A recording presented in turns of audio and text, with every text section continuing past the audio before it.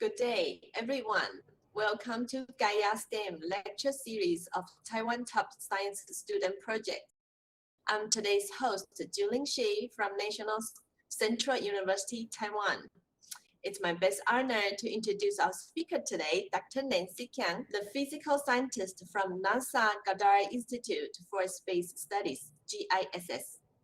Dr. Kiang is an Earth system scientist and astrobiologist. She obtained her degree from Stanford and Berkeley. Currently at the NASA GISS, she conducts research on the interactions between biosphere and the atmosphere, focusing on life on land. Through photosynthesis and the evapotranspirations of water from plant leaves, seasonal cycles of growth and decay, and occasional big events like fires, the biosphere on Earth exchanges heat, water vapor, carbon dioxide, methane, and many other compounds with the atmosphere. These exchanges result in the biosphere actively controlling the climate, chemistry, and spectral properties of the Earth. Dr. Kiang relates this work to research in astrobiology, particularly with regard to how photosynthetic activity produce signs of life at the global scale. For example, biogenic gases like oxygen and photosynthetic pigments like chlorophyll. She studies how these may exhibit adaptations to alternative environments on extrasolar planets, resulting in other biosignatures that might be detected by space telescopes. Her work includes computer simulation modeling of vegetation dynamics coupled to atmospheric general circulation models. She also does occasional fieldworks and theoretical and lab studies on the thermodynamic efficiency of photon energy use in photosynthesis. Though the introduction sounds a bit distant to us, Dr. Kiang is going to bring us onto this special journey. Without further ado, let's welcome Dr. Kiang to talk about her research and work on the topic of the search of life on planets in other solar systems, biosignatures from photosynthesis. Let's welcome Dr. Kiang. Dr. Kiang? Thank you. Thank you very much for that kind introduction. And good morning, everyone. 你们好. 对不起, I don't speak very much Chinese, so I will be speaking English today. But I'm very happy to speak to you today. I will share my slides now. So I'd like to tell you something today about how scientists are searching for life on planets and other solar systems, focusing in particular on biosignatures or signs of life from photosynthesis. So the big question is, are we alone? Earth is our only example of a planet of life that we know, and do we have a good question about how we're going to look for life? Are we going to be looking for little green men? Well, NASA is not looking for little green men, and maybe people argue they're already among us. And rather than those aliens coming to us, maybe we can look for them. But how should we look for them? These are very complex questions. So what I'd like to do in this talk is to show you and give you a sense for the very interdisciplinary nature of astrobiology. It takes a lot of scientists from many scientific disciplines all working together to answer this question. And to start out, though, perhaps we can ask a very simple question that we haven't actually answered that well for Earth yet, and that will let us guide us toward maybe finding rules for finding life on other planets. And that question is simply could be, why are plants green? Now, how many of you, I think that we have a range of high school students to graduate students. So I'm going to give a little bit of basic background for the high school students. Astronomers will be using a tool for looking at light. Well, before I'll back up here. So there's different ways to look for life. We could go to outer planets, like we have Martian rovers landing on Mars. We also have various missions to other planets or even moons in our solar system. But we know that they don't have life on their surface. We have not yet ruled out that they might have life in their subsurfaces. So this talk will be focused in particular on what astronomers can look at of planets in other solar systems. That's using telescopes. So this is a timeline of telescopes that are up in space and also on the ground that have been used or will be used in the future to look at exoplanets, that is planets and other solar systems. And you probably saw in the news about a month ago, the James Webb Space Telescope, JWST up here, it just launched recently and is already turning some data. And you're probably most familiar with Hubble, which is very famous for a lot of the imagery it's brought back.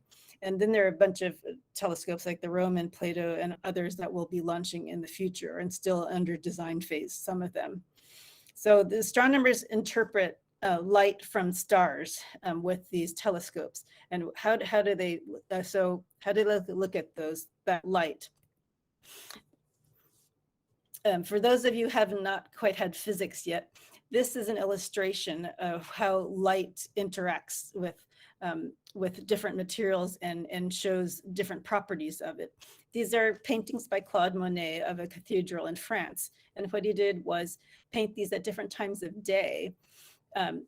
What happens is sunlight transmits through our atmosphere, and at different times of day, the sun is passing through different angles through our atmosphere, which alters the quality of that light. And then the cathedral itself is made of materials that reflect the light in different ways. So the combination of the light coming down, that's quality, as well as the quality of the building, results in these different colors. And this is the same principle kind of that astronomers use. And you've also seen the effect of a rainbow or a prism that splits up sunlight into its different colors. You can see here, it's split up into the red, yellow, green, blue, indigo, violet.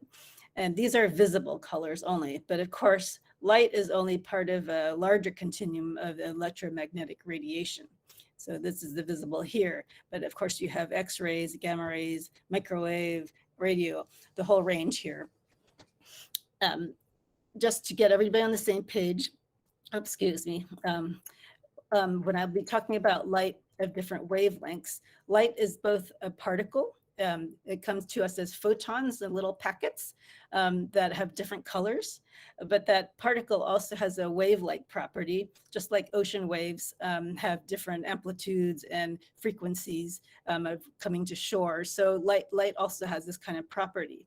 So light, the color of the light corresponds to its wavelength or frequency, and the shorter wavelength light tends to be bluer and more highly energetic. So X-rays and ultraviolet lights are very highly energetic and bluer or more purple, and they can be very damaging, whereas infrared light is redder. Microwave is even redder than infrared and so forth, and it has longer wavelength and lower energy. So remember that correlation: shorter wavelength, higher energy, bluer; longer wavelength, lower energy and redder. So using those principles, we can look for exoplanets. So there are various techniques, and they're all getting little bits of information about planets. One technique to discover planets is called radial velocity. This is what happens when a planet is orbiting a star. It causes a little bit of gravitational wobble in that star. And as that star actually orbits the planet too, when it gets closer to where we're viewing it from Earth, it's compressing the light waves a little bit bluer. And when it goes away from us, it's stretching those light waves a little redder, just like a Doppler effect with sound. When a train approaches you, it's very high pitched, and then it zooms away from you, it goes to lower pitch. So same thing happens with light. So this technique can infer the presence of the planet and maybe get out the planet's mass and its orbital period. It's only indirectly detecting the planet. There's another technique called gravitational microlensing, by which the planet's gravity will bend the light of the star behind it as seen from an observer on Earth. And a few planets have been detected this way too. Then there's another very powerful technique called the transit method. And this is when we are just viewing a planet and its star at the right angle that we can see the planet moving in front of the star and dimming the light of that star.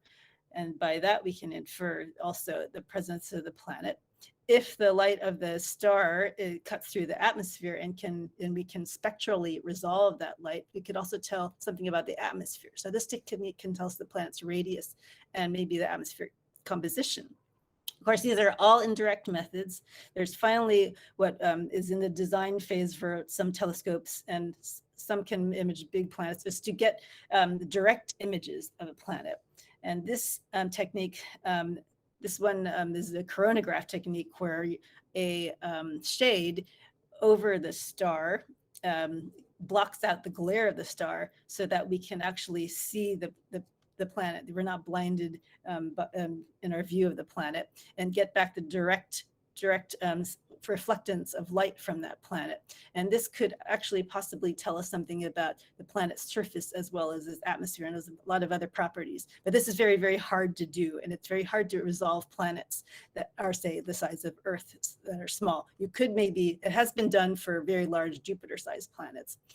Now, this technique will at most get us, it's not going to give us nice maps of the planet. It's going to tell us that most we'll see that most of the planet as a single dot.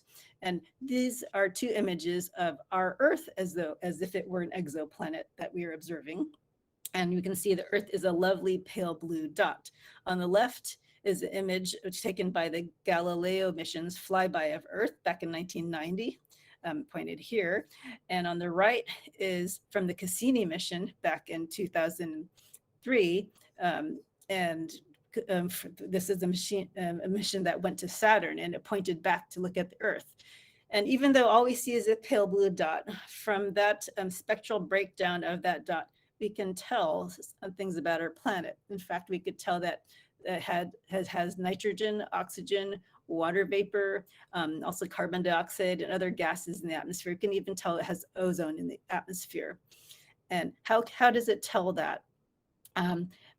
This is what we might see more quantitatively.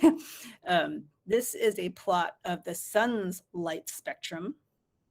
On the x-axis is the wavelength of light, and on the y-axis is the photon flux intensity at different wavelengths of light. So you can see our sun has the most flux of photons up in the yellow photons. So that makes our sun a yellow star. And this is what is incident to the top of our atmosphere from our sun. Now that sunlight filters through our atmosphere before it reaches the surface of our planet. So what we get at the surface is this. And what happens is different molecules are absorbing different wavelengths of light. We have ozone absorbing across the visible here. And oxygen has some very strong absorption bands at these wavelengths here. And you can see water vapor has quite a few different places where it absorbs light, and also CO2. And if you go out to other wavelengths, you can see other types of gases characterized. So that's how we can tell. Now, this is if you were standing on the surface of the Earth and looking upward. But what astronomers will see will be outside of the planet, not inside the planet, not at the planet's surface. So this is what an astronomer would see of a planet. These are simulated reflectance spectra of Venus, Mars, and Earth. And Earth actually, there's two different plots for different configurations of Earth, with clouds or with different view angles of the Earth. But you can see Venus has a lot of carbon dioxide. It's in a runaway greenhouse mode. And Mars, on the hand, is this red line. It's kind of very smooth down here in the shorter wavelengths. Mars has very little atmosphere, so what we're actually seeing is mostly the surface of Mars. And then Earth, in the black line here, is a Earth with a bit of cloud cover on it. And you can see we can detect the ozone and oxygen. And Mars and Venus do not have this ozone and oxygen. In this blue line, this is a view of the Earth where it shows a little bit more continent. And what's interesting about this is that there's this bump here right around 0.7 microns. So the oxygen and ozone and that bump are distinct to the Earth, and they both actually come from photosynthesis and from plants in particular. This bump, I'll show you the breakdown of why this bump occurs. It's something at the surface of our planet. Now here's that plot you saw before of the light coming down onto the surface of our planet. This green line is a reflectance spectrum of plant leaves. So you can see plants absorb a lot of visible light. So they're actually very dark in the visible, but there's a little bit of less reflectance, less absorbance in the green. So this is green bump is what we see with our eye. Now, our eye cannot see the near infrared, but plants have this very steep reflectance that happens in the red up to the near infrared. And this is something that actually satellites can see, even though our eye cannot see. And this steep rise in reflectance is known as the vegetation red edge. And it's very distinct from any other minerals on the surface and allows us actually to map the presence and activity of plants. To give you a little bit more of visual idea of what's happening with this red edge, this is just a photo of a field with some trees and plants. Now, if you're in the visible, now if you were to take a near infrared photo of these plants, this is what you would see. You can see plants are very, very bright in the near infrared. And because of that strong signal, we can get something like this satellite imagery of the activity of plants over our planet. So we have two very strong signals of actually life happening on our planet: oxygen and ozone from vegetation. And that's because vegetation do something called photosynthesis. What is photosynthesis? It's what plants do to convert light energy from the sun and convert that into chemical energy storage. That is, they take carbon dioxide from our atmosphere and they use light to make carbohydrate and make their own biomass. And this allows plants to be pretty much the foundation for all life on our planet. All of our food and fuel comes from photosynthesis. For those of you who have had chemistry, this is the basic net equation where plants take in the carbon dioxide, as I said earlier. And what they're doing also is important. They're also taking water molecules, and they use the water molecules with light to split those water molecules apart to get electrons. So there's a pigment called chlorophyll, and there's other light harvesting pigments that take that light to give the energy to split that water molecule apart. And then what is produced is sugar or carbohydrate and a byproduct water molecule. But what's important is that the oxygen from the water molecule goes as oxygen as a waste product to our atmosphere. So that's the oxygen we breathe. Now, how's that all actually happening? So there's a leaf that does the photosynthesis, but it's all happening down at the molecular scale. So if you look at the cross section of a leaf, you can see here's the epidermis, the skin layer of the leaf, and there are a bunch of cells, and there are these little pores in the underside where air can go in. That is, CO2, carbon dioxide can go in and be absorbed by the leaf. And then these cells have various organelles in them. There's a main cell with the organelle called chloroplast, and the chloroplast has these various features of a whole bunch of membranes on which special molecules can sit to do the job of photosynthesis. And this is just a diagram, but this is actually what it looks like under an electron microscope. These membranes are stacked so that there'll be lots of surface area for lots of these molecules to do their job. And then abstracting that, there's this very complex diagram, which I don't expect you to understand, but a membrane, this is actually a membrane with molecules sitting on it, taking in light and exchanging electrons and doing chemistry, basically, to do photosynthesis.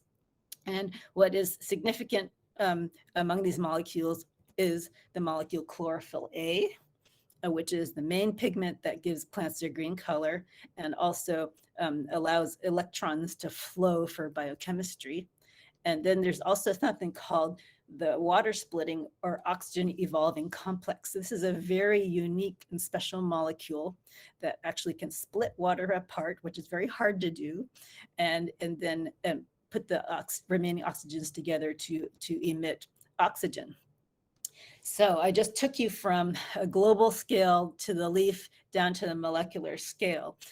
But these are very key scales to consider when thinking about astrobiology of photosynthesis and predicting its possibility on other planets.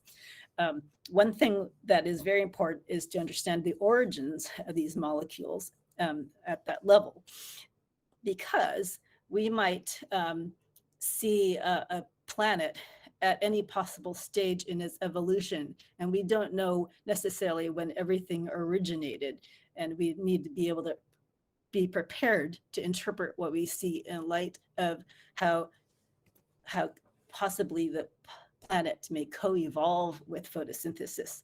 So I'm going to show you how oxygen evolved on Earth over geologic time to see what kind of, if Earth were an exoplanet, what kind of configurations of the Earth might we see over time. All right, this is a timeline of the change in the amount of oxygen in our atmosphere on Earth over the last 4.5 billion years. So our Earth was formed about 4.6 billion years ago. Oh, sorry, something is cut off. And then before there was life, there was no oxygen in our atmosphere. In fact, the dead Earth early on had a bunch of molecules and chemistry and precursors to biological molecules. Then finally, the earliest life did emerge during a period called the Archean, and these are included microbes called archaea, and possibly also phototrophic bacteria or photosynthetic bacteria that did not produce oxygen. So these were early photosynthetic organisms. But there was nothing here where you could actually see a gas like oxygen that could be a sign of life. So there could have been life there that we could not see if we were looking at Earth with a telescope from afar. But then cyanobacteria arose, and these are the first organisms that could do photosynthesis that produces oxygen. And they arose sometime during this period. And during this period also, these arrows indicate there were little whiffs probably of oxygen in various places around the Earth, but the oxygen is very reactive. It'll react with the crust and disappear from the atmosphere. So it takes a lot of pumping of extra oxygen into the planet before it'll start to show a signal in the atmosphere. But finally, around 2.5 billion years, oxygen finally started to accumulate, probably because it had finished oxidizing a lot of crust.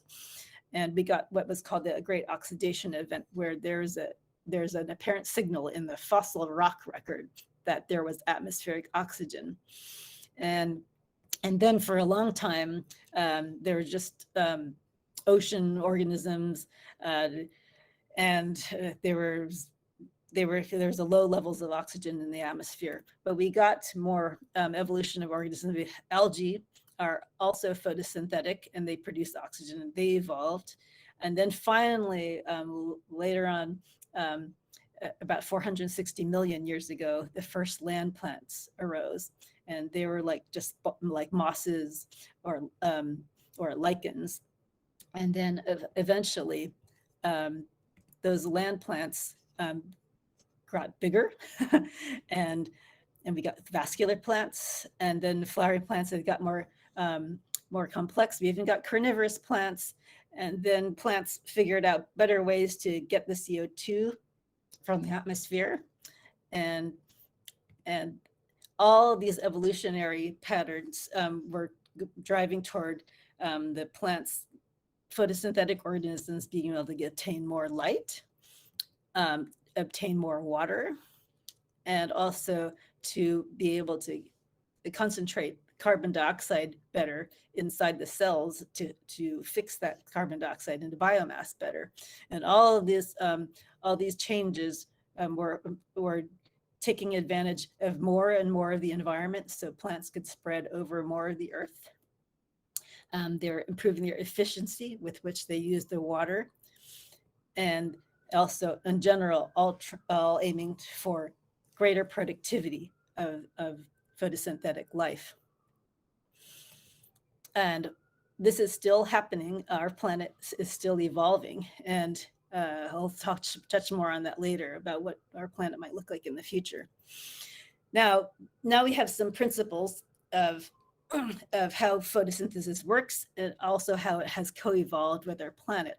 So now we have some rules possibly for how such photosynthesis might arise on another planet, and maybe expressed differently, but follow some of the same principles as we found here on Earth.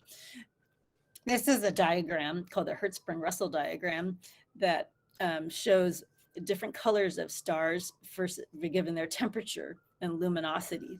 So on the bottom axis is the temperature of the star, and on the y-axis is its luminosity. And this is actually the same that you would look at if you're buying light bulbs at the supermarket or at the hardware store. If you look at the temperature, you'll see the light bulbs of lower temperature are redder, and higher temperature are bluer. Now, these different stars have different properties in terms of their lifetime and their colors. And astrobiologists and planetary scientists have focused on just a subset of stellar types that could be considered suitable for supporting planets that could evolve life. The stars have to be long-lived enough to allow for the time for the evolution of life. So F stars, which are bluer, hotter, and shorter lived, are kind of the cutoff. But G stars are like our sun, so they're fine. And then K and M type stars are cooler and redder and can be very long lived. So these are of interest for the search for life. But they're also very different colors. So photosynthesis is likely to be adapted with pigments that can absorb possibly different colors for these stars. Now that's the one diagram. This showing the diagram of the incident radiation by different kinds of stars of different temperatures. And you can see our sun is a yellow star, and then the F star is much shifted to the blue. So you can see this quantitatively. And then there are M stars of varying different temperatures that are very much shifted to the near infrared. So visible light is in this range of 0.4 up to 0.7 microns. So you can see our sun and the F star have quite a lot of visible light. So does the K star. But M stars don't have quite as much visible light. So possibly photosynthetic organisms would have to be adapted to take up more of the near infrared and longer wavelength light.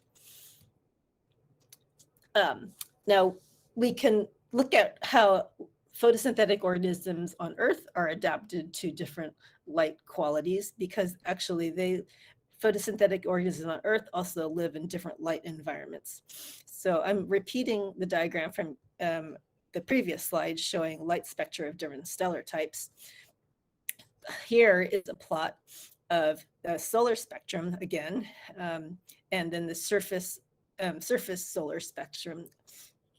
And then also a few lines showing how the light spectrum changes underwater on Earth, because water tends to absorb more in the red and near infrared wavelengths, and it allows transmission of the bluer. So that's why water looks blue to us. And beneath these plots of incident light spectra are absorbance spectra of photosynthetic organisms. Excuse me. Now, I concentrated on my earlier slides on photosynthesis that produces oxygen with chlorophyll A. But I had also mentioned earlier that there are organisms that are photosynthetic that do not produce oxygen. And these were like early examples of photosynthesis. In fact, they still exist on the Earth, but because they don't produce oxygen, they also don't like oxygen and tend to live in environments that don't have oxygen. But they still exist, and they also absorb light at near-infrared wavelengths to do photosynthesis. So you could have, for example, these organisms like this purple line. This is a purple bacterium, and it actually looks purple, but it's using near-infrared light. Now, because it uses near-infrared light, although it's relegated to, say, deep water areas on Earth, it maybe may have the advantage on a planet orbiting an M-dwarf star, possibly where there's more near-infrared light. So this is a reflectance spectrum of purple bacteria. So we know they're absorbing in near infrared. If you were to take this reflectance spectrum and speculate how it might look on another planet where it dominates, what would that planet look like? Well, first of all, we can speculate how did it look possibly on the early Earth when this was maybe the only photosynthesis that was around. This is a map of the continents of the Archean Earth, the early Earth that had no oxygen, and also regions around coastlines where maybe these purple bacteria might have thrived. So if that was a distribution of purple bacteria, if we were a telescope looking from afar, could we have detected those purple bacteria? And this is a simulation that shows that, yes, perhaps we could have. But instead of a near infrared or a red edge like the vegetation produce, they could produce a near infrared edges, or two of them, in this case, like we see here. So this is a nice analog for maybe a planet orbiting another star that might have more near infrared light. There's also other questions about Earth-like photosynthesis that uses another kind of chlorophyll compared to the chlorophyll A that plants use.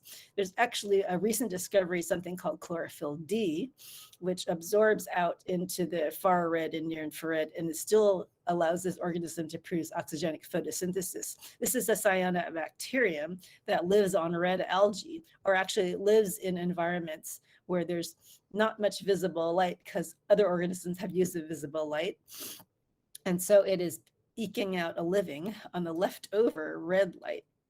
And if you were to look at its absorbance spectra and that of, say, an M star, you can see this chlorophyll D organism's absorbance spectrum absorbs more in the near infrared than this chlorophyll A organism. So it could have the advantage on a star like Proxima Centauri, which is our closest star, and it also is an M star. So these are possibilities where Earth-like photosynthesis could dominate on another planet where it could have a better advantage. Now, what if you had photosynthesis instead completely adapted and evolving differently on a planet?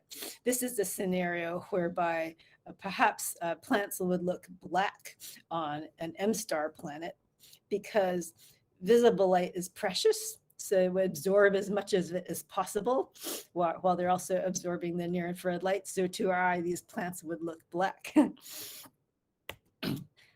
We can also take some examples of how Earth pigments are adapted to different light environments to speculate on how they might express on another planet. This shows algae, underwater algae of different colors that stratify because of water depth and also self-shading of the algae below. So they change with water depth, the spectral light quality. And this you can see everywhere on Earth, where you have green algae at the surface and then brown algae below that with extra pigments to absorb where the green algae are not, are just transmitting light.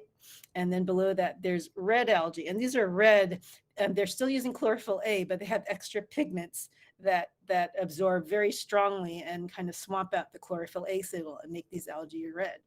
So if you were to extrapolate that possibly to another planet, there's some planets that can be tidally locked. This means that that only one side of the planet faces the star, just like only one side of the moon ever faces our Earth. And this can happen especially with cool M-star planets, because they have to be much closer to their star in order to be a good temperature to support life. So because if they're tidally locked, they will never rotate relative to their star. And so they will always have a constant sunset going around the planet. And this will be kind of analogous or similar to underwater algae on Earth, where there's a gradation of light quality as you go deeper.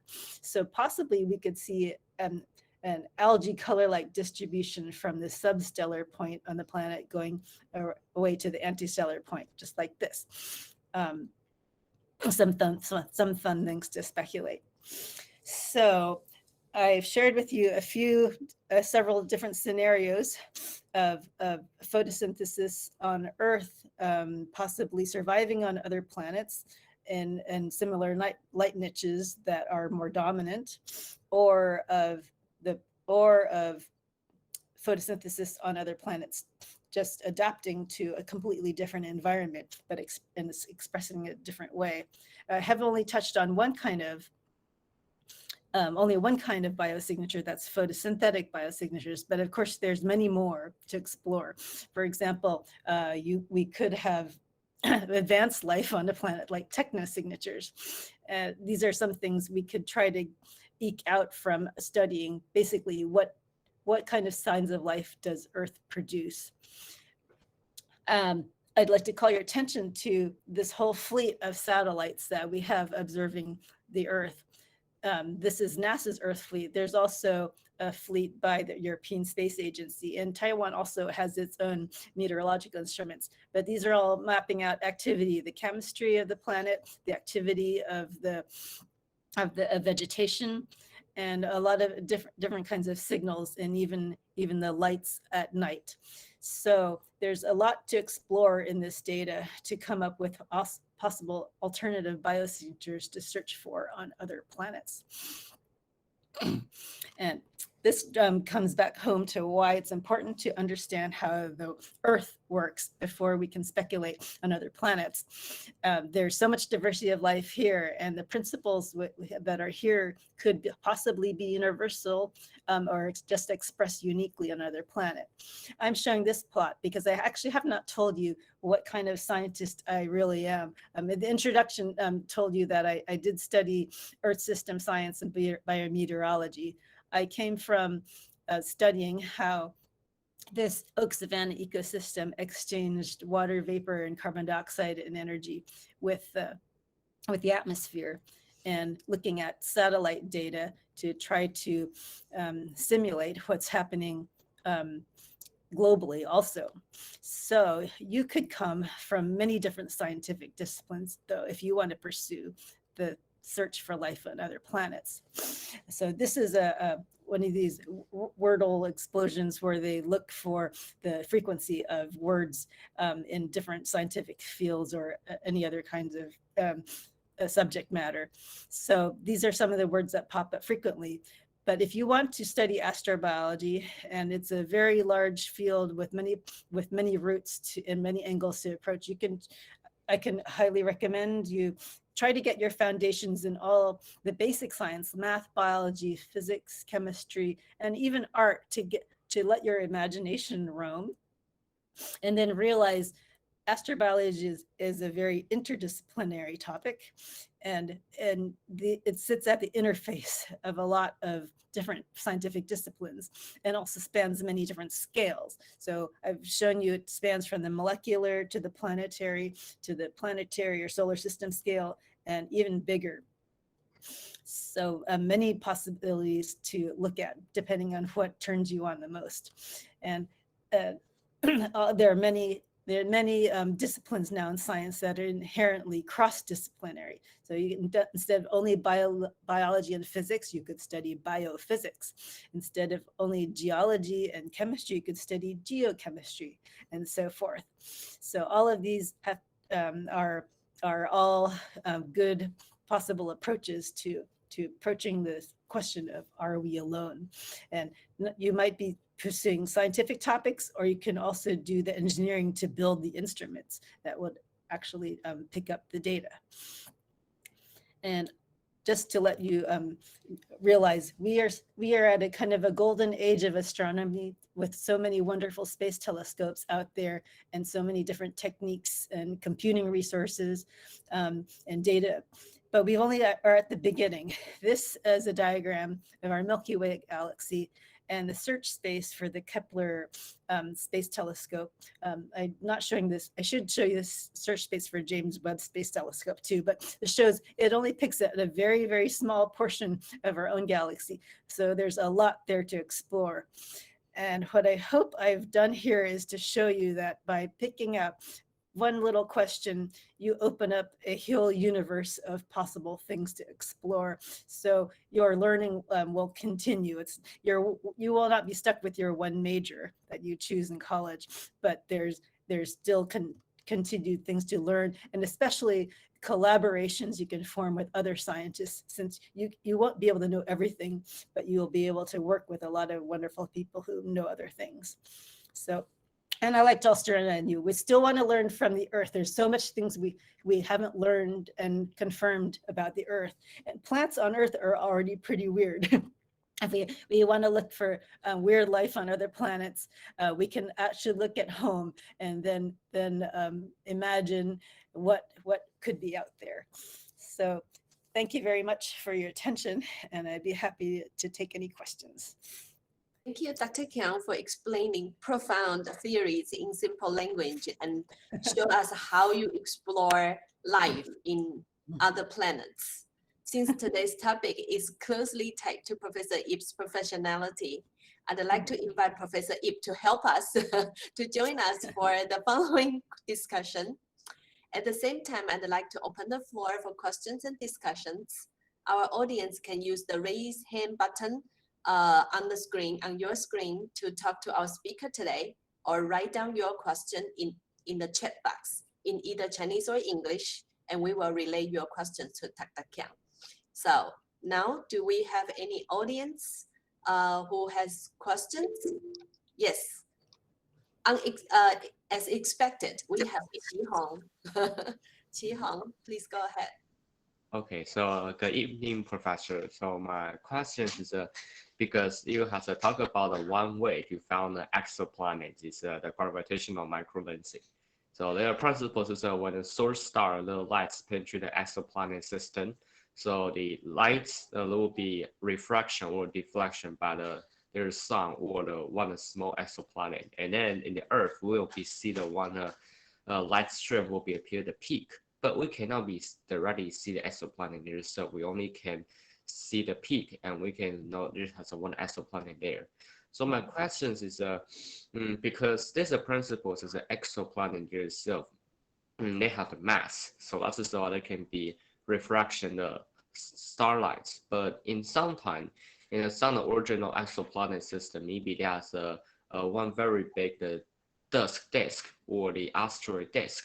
Or maybe this is one multi-exoplanet system. Inside has 2 or 3 exoplanets very close to each other. So when that's happening, it also can deflections of light in the same time. But we only can see the one light peak. We cannot be see 1, 2, 3 the light peak. So how the scientists to solve this kind of error? I mean, maybe this is a disk, but not an exoplanet, or maybe it's a 3 or 4 exoplanet, not a 1. So that is my question. Thank you. Oh, okay. Thank you very, very much for the question. I am not an astronomer. So what I would do is I would go ask one of the astronomers, especially those who discovered the TRAPPIST planets, because they were detecting multiple planets in one system.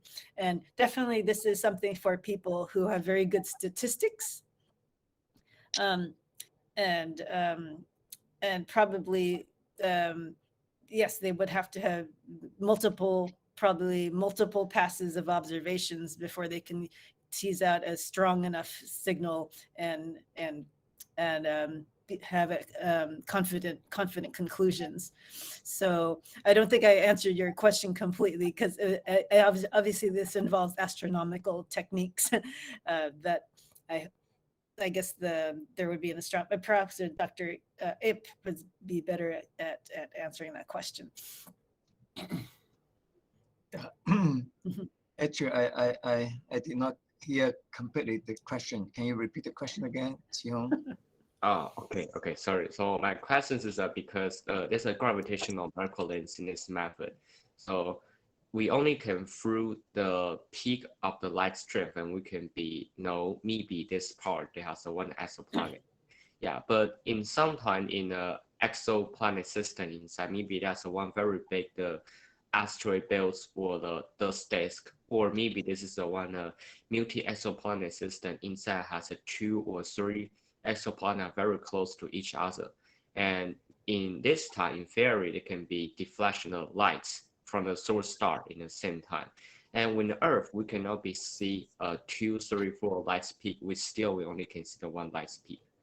So if we use this way to find exoplanet, maybe indeed this is a dust disk, or maybe this is a 3 exoplanets very close to each other. But based on the observed results, the scientists possibly still thought that is a 1 exoplanet. So how are scientists to solve this kind of error? Well, this is a very, very evolved question. I would prefer to talk to you later. Yeah, so I can answer you questions about photosynthesis, but I can guess that 3 planets very close together will probably eventually diverge in their orbits. So the astronomer should probably just be patient and observe several times until that blending of light changes, and then they can infer that there's been a change in the bending, and possibly if that becomes regular, it's a regular occurrence, they can start to infer there's more than 1 planet. I'm guessing as a non-astronomer.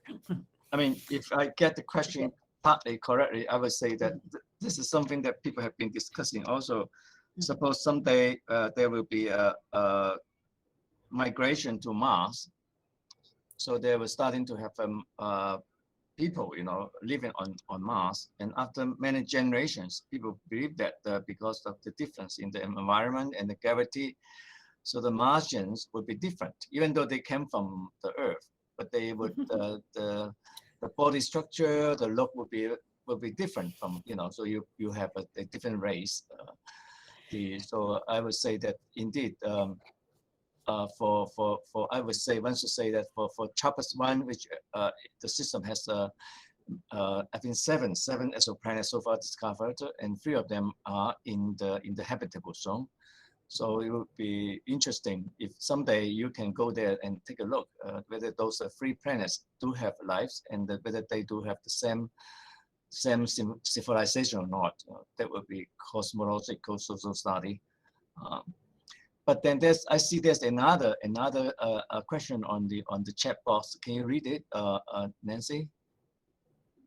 This is a question from Jane Yan. Okay, is it in English? Oh, hi. Okay, the question is: the oxygen level might indicate there were green plants. Is there any possible chemical reaction that would change the oxygen level? Yes, oxygen is a very highly reactive molecule. So of course it will oxidize iron on the crust of the planet. It can also interact with the chemistry of the atmosphere.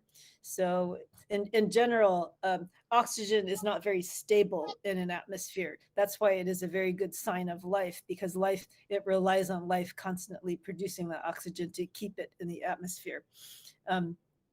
There are other things. There are also, I did not go into all the nuances. Oxygen could also be, also arise on some planets that have active flaring stars, even if there's no photosynthesis. This is because photolysis of water vapor in the atmosphere could cause hydrogen to escape out of the top of the atmosphere and leave oxygen behind.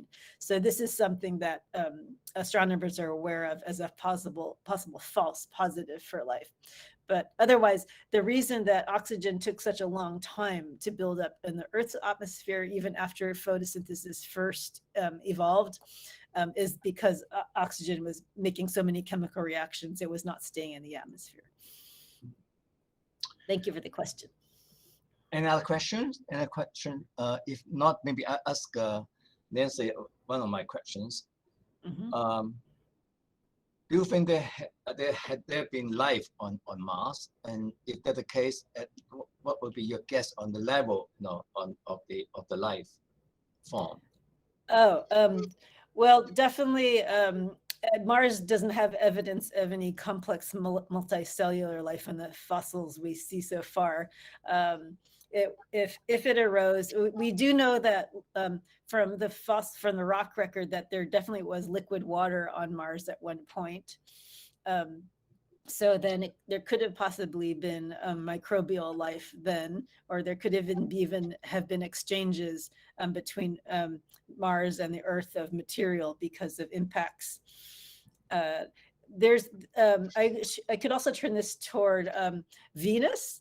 As a planet we still haven't ruled out as possibly having life, although it's very, very slim possibility because there's not much water on Venus, but there's an unknown ultraviolet absorber in the clouds of Venus. And I like to speculate that perhaps there are archaea that have the same color that maybe are living in the clouds of Venus, but it's a low probability. But on Mars, just like on Earth, it was primarily microbes on our planet for most of its history. The multicellular life was in the very latter, less than say 700 or 800 million years in our nearly 5 billion year history. So microbes are dominant in terms of time. Okay, so you mean that it takes time for the life to become more and more complex, to start to develop a photosynthesis. Yes. And is there room for that? Well, no, actually, no. Complex. By complex life, I mean life that's multicellular. The origin of photosynthesis is still a matter of research. We know that there were archaea. As probably the first earliest life, about 3.6 billion years ago, but people have not ruled out that photosynthesis did not also already occur back then. This is known through possibly the rock record, the fossil record, looking at carbon isotopes, where photosynthesis tends to separate out different carbon. It favors lighter carbon isotopes, and that might show up the record. There's also recent work where a person did a molecular clock projecting back the rates of evolution of photosynthesis, and he concluded that there could have been at least the molecules, if not exactly the same organisms as today, but at least a lot of the major molecules for doing the water splitting and the light harvesting could have existed also maybe as far back as 3.6 billion years ago. The firm evidence is there was definitely oxygenic photosynthesis by about 2.7 billion years ago. But these are all still microbes.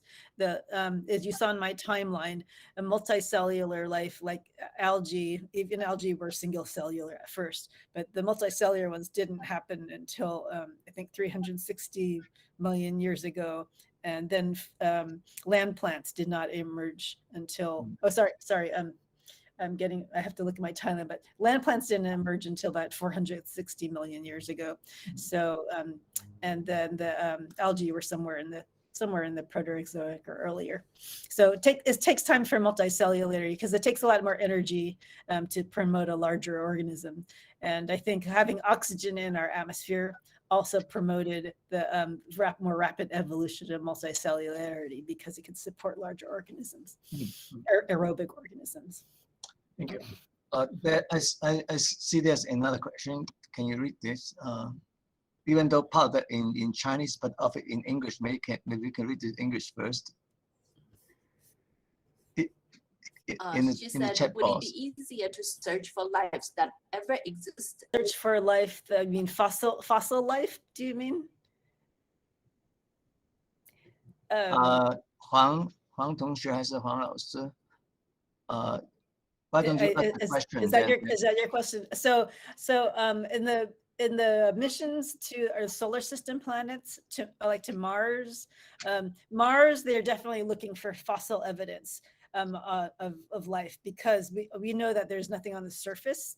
There could possibly be life in the subsurface, like the emissions of methane that people think they have detected.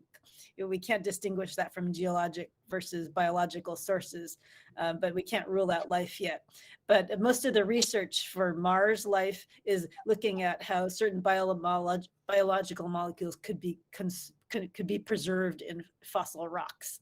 So that's what's active for Mars. But of course, for exoplanets, it would be hard to look for fossil evidence.